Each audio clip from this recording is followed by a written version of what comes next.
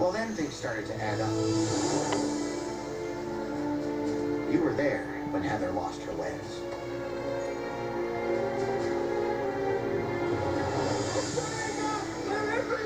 Your distress call got most of us off the edge right when the dragon hunters decided to invade.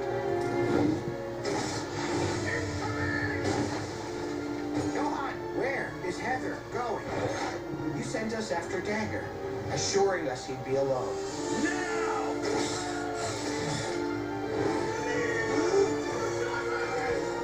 And your ship was conveniently docked at Outcast Island right as he broke out of prison. The most difficult part was letting him think he actually stole my ship. You've been behind all of this.